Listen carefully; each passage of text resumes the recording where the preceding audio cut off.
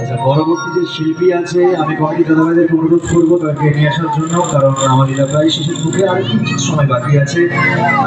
Committee দাদাভাইদেরকে অনুরোধ করবো পরবর্তী যে শিল্পী আছে তাদেরকে তৈরি করে নিয়ে আসার জন্য। এখানে আর কিছু সময় বাকি আছে, একটু মন দিয়ে শুনুন।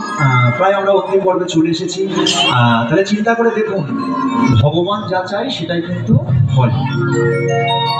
আগে বিষ খাইয়ে মারতে পারালো, কিন্তু ভগবানের কৃপাতে কি হলো? ভগবানের কৃপাতে কিন্তু বিয়ে হয়ে বসে রইল। যেই রকম ভাবে বিয়ে দিয়ে দিয়েছে না, বিয়ের কিছুদিন পর বেশ কয়েকটা দিন কেটে গেছে।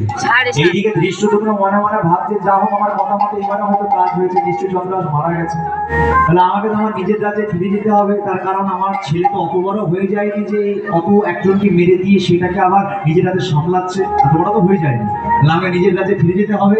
এবার যেই রকম মনে মনে চিন্তা ভাবনা করেছে, একদিন সুমন্তকে বলছে, সুমন্ত শোন না, আমার না এই রাজ্যটা ভালো লাগছে না, আমার নিজের রাজ্যের জন্য বড্ড মন কেমন করছে, আমি শান্তি করে ফিরে যেতে চাই।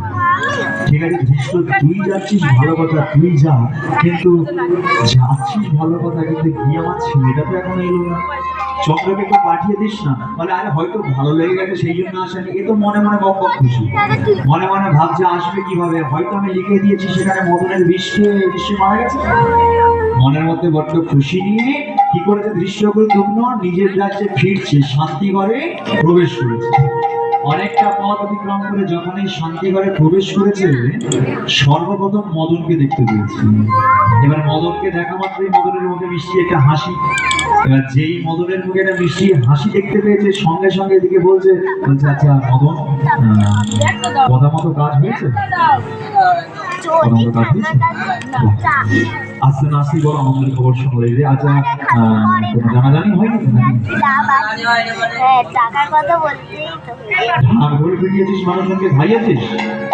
হ্যাঁ আচ্ছা মদন, আমি যে কাজের জন্য তোমাকে দিয়েছিলাম তার জন্য কি ঢাক ঢোল মানুষ হিসেবে প্রয়োজন হয়? বলে কেন, পত্রে তো তাই লেখা ছিল। বলে পত্রে তাই লেখা ছিল মানে এই পত্রটা নিয়ে আন। এদিকে যে পত্রটা নিয়ে এসে দৃষ্টদ্যুম্ন পড়ে তো শক খেয়ে গেছে বলতে পারেন। দেখে মনে মনে ভাবছে, বলে আমি এখানে বিষ লিখেছিলাম, বিষয় হবে কি করে? বাবা মদন কি করেছো তুমি? বলে কি আর করবো, পত্রে লেখা অনুযায়ী বিয়ে দিয়ে দিয়েছে। দরজা ঘাট শত চেষ্টা করে চন্দ্রহাসকে মারতে পারলাম না, এবার যদি আমি মারতে যাই আমার মেয়েটা তো বিধবা হবে। বলে বিধবা হবে তবুও ওকে মারবো। হ্যাঁ বাস্তবে এরকম অনেক মানুষ পাওয়া যায়, তারা শুধু টাকাকেই বোঝে, টাকা ছাড়া যে বাইরে একটা জগৎ আছে সেই জিনিসটা কেউ বোঝে না। লোভ এমন একটা জিনিস না, কোনো মানুষের ঘরের মধ্যে যদি একবার প্রবেশ করে, কোনো মানুষের মধ্যে যদি একবার প্রবেশ করে, লোভ যদি একবার কারোর মধ্যে যদি ঢুকে যায় না, সে মানুষ বুঝতে পারে না কোনটা ভালো কাজ, কোনটা খারাপ কাজ, কোনটা ঠিক কাজ, কোনটা ভুল কাজ, সেই সম্বন্ধে মানুষের কোনো সেন্স কাজ করে না। এদিকে তার মেয়ে বিধবা হয়ে যায়, কোনো তাদের সমস্যা নাই, কিন্তু তার ছেলেকে সে রাজা করবেই করবে, সম্পত্তির ভাগ সে কাউকে দেবে। যে এরকম মনে মনে চিন্তা ভাবনা করছে, হঠাৎ বিষয়া চন্দ্রহাস এসে প্রণামটা করেছে, নতুন বিবাহ হয়েছে, শ্বশুর মশাই প্রথম এসেছে প্রণামটা করেছে। সে আর কি বলবে, বলে থাক বাবা থাক, শত চেষ্টা করে তো মারতে পারলাম না। মারতে যেহেতু পারলাম না ঠিক আছে, কিন্তু তোমাকে তো মরতে হবে। চন্দ্র, হ্যাঁ বাবা বলুন। পূর্বপুরুষের একটা নিয়ম ছিল। বাবা কি নিয়ম ছিল? পূর্বপুরুষের একটা নিয়ম ছিল, কারো যদি নতুন বিবাহ হয় একাকি গিয়ে কালীমার মন্দিরে রাত্রিবেলা পূজা দিয়ে আসতে হয়। সেটা কি হয়েছে? না বাবা সেটা তো হয়নি। আমি তোমাকে আদেশ দিচ্ছি চন্দ্র, কালী যাবে রাত্রিবেলা তুমি মন্দিরে পূজা দিতে, একা যাবে, রবির যাবে। ঠিক আছে বাবা তাই হবে। এবার এরকম ভাবে আদেশ দিয়েছে।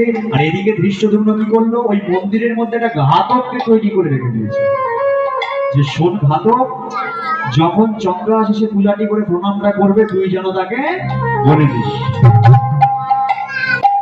কিন্তু মা পৃথিবীর মধ্যে যদি একটা পাতা খসে পড়ে সেটাও তো ভগবানের ইচ্ছাতে হয়। ভগবানের লীলাটা শেষ পর্যন্ত কি হয় দেখুন। গভীর রাত্রে বিষয়া চন্দ্রহাস শয়নে আছে, হঠাৎ মাঝরাতের মধ্যে বিষয়ার ঘুমটা গেল ভেঙে। যেই ঘুমটা ভেঙে গেছে সঙ্গে সঙ্গে উঠে পড়েছে। সঙ্গে সঙ্গে চন্দ্রাস বলছে, কি হলো বিষয়া, হঠাৎ করে তুমি এরকম ভাবে মাঝরাতে উঠে পড়লে কেন? কোনো বাজে স্বপ্ন দেখেছো? হ্যাঁ ঠিকই বলেছো স্বামী, আমি না তোমাকে নিয়ে একটা বাজে স্বপ্ন দেখেছি। জানো স্বামী, তুমি তো কালকে রাত্রিবেলা একাকি যাবে মন্দিরে পূজা দিতে, আমি ভোরবেলা স্বপ্ন দেখলাম তুমি পূজা দিতে গেছো। পূজা দিতে গিয়ে যখন প্রণামটা করছো না, একজন কালো কুৎসিত মানুষ তোমার পেছনে খড়গ নিয়ে তাড়া করছে স্বামী। তুমি প্রাণের ভয়ে ছটফট ছটফট করছো, কিন্তু শেষ রক্ষা হলো না, সেই ঘাতক তোমাকে বলি দিয়ে দিয়েছে। ভোরের বেলা আমি স্বপ্ন দেখলাম, মানুষজনের মুখে শুনেছি ভোরের স্বপ্ন নাকি সত্য হয়। আমি তোমাকে আর ছাড়বো না, আর কিছু দেবো না। খুশ পাগলি, এমন বললে কিভাবে হবে? আরে তোমার বাবা মানে আমার শ্বশুর মশাই, সে তো বিয়ের পর প্রথমে একটা আদেশ দিয়ে সেটা তো করতে পালন করতেই হবে। কিন্তু স্বামী আমার মন তো মানছে না, কিন্তু আমি তো যাবোই। এই নিয়ে দুজনের মধ্যে ঝগড়াঝাটি শুরু হলো। ঝগড়াঝাটি অশান্তির মাঝখানে তাদের রাতটা শেষ হয়ে গেল। এবার সকালবেলা যা হোক বিষয়া তার স্বামীর কথার অবাধ্য তো কখনো হয়নি, সুন্দর করে একটা মালা গেঁথেছে।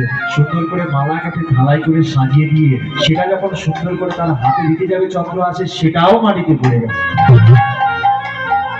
না, এ অমঙ্গল সংকেত। আমি তো আমার স্বামীকে আর ছাড়বো না। যেদিকে